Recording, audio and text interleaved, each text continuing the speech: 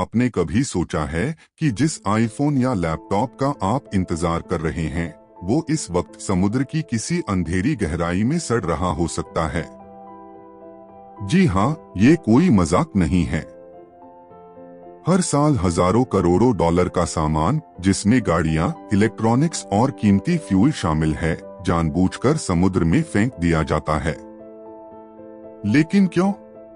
क्या अमेरिका जैसा अमीर देश इतना पागल है कि अपना ही खजाना पानी में बहा दे? या फिर इसके पीछे कोई ऐसा काला सच है जिसे इंटरनेशनल कंपनियां आपसे छुपाना चाहती हैं?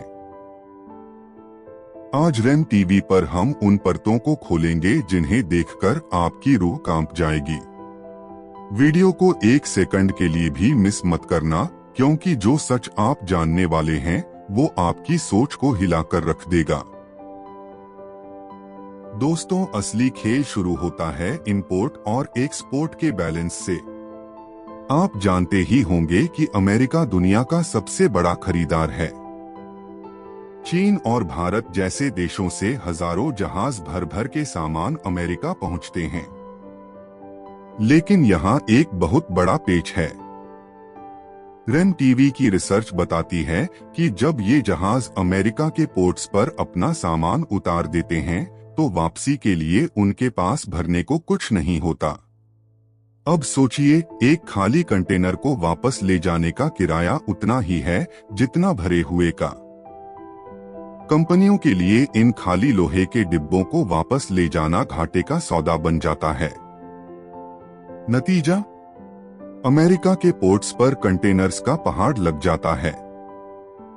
जब जगह खत्म हो जाती है तो इन गोस्ट कंटेनर्स को ठिकाने लगाने के लिए ऐसे रास्ते अपनाए जाते हैं जो कानूनी तौर पर तो सही हैं, लेकिन पर्यावरण के लिए किसी जहर से कम नहीं।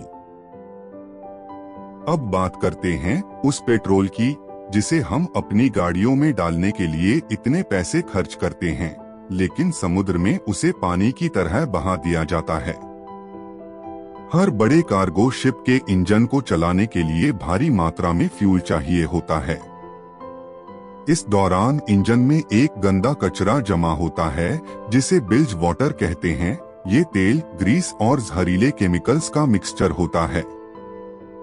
इसे साफ करना बहुत महंगा पड़ता है। तो कंपनियां क्या करती हैं? वो रात के अंधेरे में मैजिक पाइप्स का इस्तेमाल करती हैं और हजारों गैलन ये जहरीला कचरा सीधा समुद्र के सीने में उतार देती हैं। सिर्फ यही नहीं, रेम टीवी आपको बता दे कि इमरजेंसी की स्थिति में जहाज को डूबने से बचाने के लिए कैप्टन फ्यूल डंपिंग का आदेश देता है।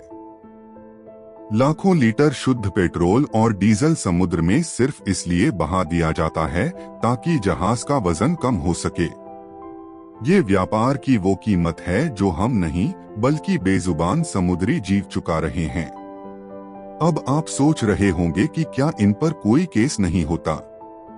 यही आता है मैरिटाइम लॉ का सबसे खतरनाक हिस्सा, जिसे जनरल एवरेज कहते हैं।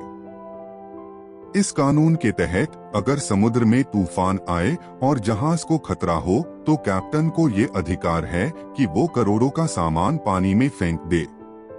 और सबसे हैरान करने वाली बात यह है कि इस नुकसान की भरपाई सिर्फ वो कंपनी नहीं करती जिसका सामान डूबा है, बल्कि उन सभी लोगों को पैसे देने पड़ते हैं जिनका सामान उस जहाज पर सलामत बच गया है। जब लहरें 40 से 50 फीट ऊंची होती हैं, तो ये कंटेनर्स ताश के पत्तों की तरह गिरते हैं। अमेरिका की कई कंपनियों के लिए ये बीमा, इंश्योरेंस का पैसा हड़पने का एक आसान तरीका भी बन चुका है। रेम टीवी के दर्शकों, ये सिर्फ बिजनेस नहीं है, ये तबाही है। समुद्र की तह में पड़े ये कंटेनर्स सालों साल तक जहरीले रसायन छोड़ते रहते हैं। जो पेट्रोल बहाया जाता है वो पानी की सतह पर एक परत बना लेता है जिससे ऑक्सीजन अंदर नहीं जा पाती।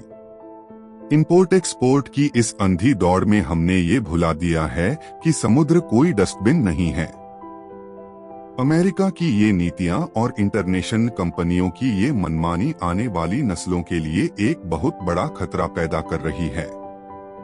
तो दोस्तों, क्या आपको भी लगता है कि तरक्की के नाम पर समुद्र को बर्बाद करना सही है, या फिर इन बड़ी कंपनियों पर और कड़े कानून होने चाहिए? अपनी राय कमेंट बॉक्स में जरूर लिखें, क्योंकि आपकी आवाज मायने रखती है। अगर आपको रेम टीवी की ये तहकीकात पसंद आई हो तो इस वीडियो को शेयर करें ताकि दुनिया को इस काले सच का पता चल सके। चैनल को सब्सक्राइब करना न भूलें ताकि आप ऐसी ही और चौंकाने वाली वीडियोस देख सकें। अगली वीडियो में फिर मिलेंगे, तब तक के लिए अपना ख्याल रखें। अलविदा।